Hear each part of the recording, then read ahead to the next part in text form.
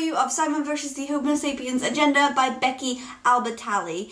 And I'll say first, I absolutely love this book. God, it was so good. I read like 30% the other day, and then yesterday I picked it back up again and started reading it and literally just finished it all in one swoop. I could not put it down after that. It was just so good.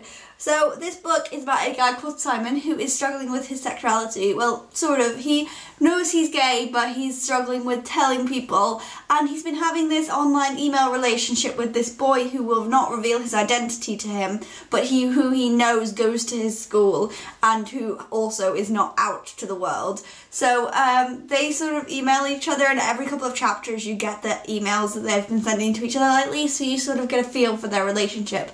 And also, you also get Simon's feelings all the time and what he's thinking about Blue, which is what this guy calls himself. And I loved it because it was sort of like a mystery, because we know that this guy goes to his school. That's all we know. And this guy sort of, in his emails, tries really hard not to give any hints to who he is because he's afraid that Simon knows him. He doesn't know who Simon is either, but he's afraid that Simon might be friends with him or something, and he doesn't want him to guess who it is.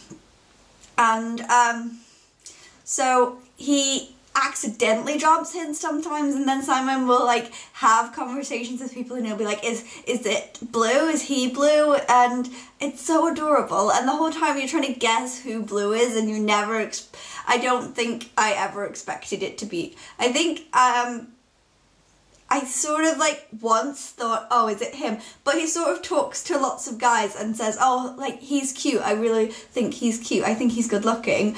And like some guys will like blush when they talk to him and stuff, and you were like, is it him? But it happens with like 4 or 5 different guys, and you're like, oh, maybe it's not him. And yeah, it's really frustrating, but also really lovely, and I loved it.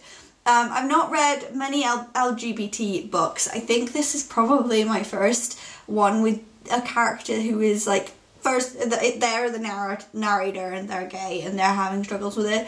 I think it's probably my first, I'm not sure, but I loved it. It was, oh, it's not my first, I've read David Levinson's books, what am I saying?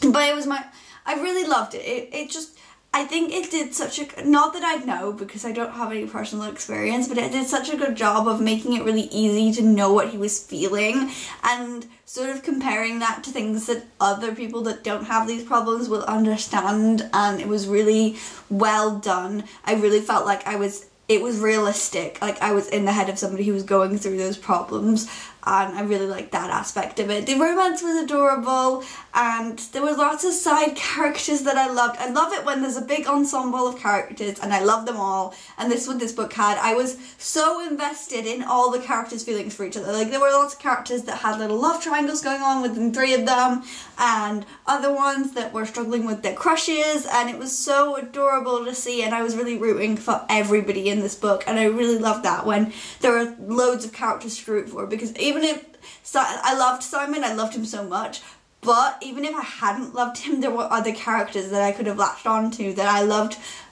loads, that would have stayed the book, but it was so good anyway because Simon was such a good character, and so was Blue, and I love the conversations with each other, and I love the discussions Simon gets into because of what Blue says to him, like, because he's trying to guess who Blue is. Like, Blue drops a hint that his parents are divorced, so he's like, whose parents are divorced in the school, and then he realises how little he knows about the people he goes to school with every day, and it's really, really great. It's really just a coming of age story, which is amazing and beautiful, and I loved it. So that was my review of Simon vs. the Homo Sapiens Agenda, and I will see you next time. Goodbye.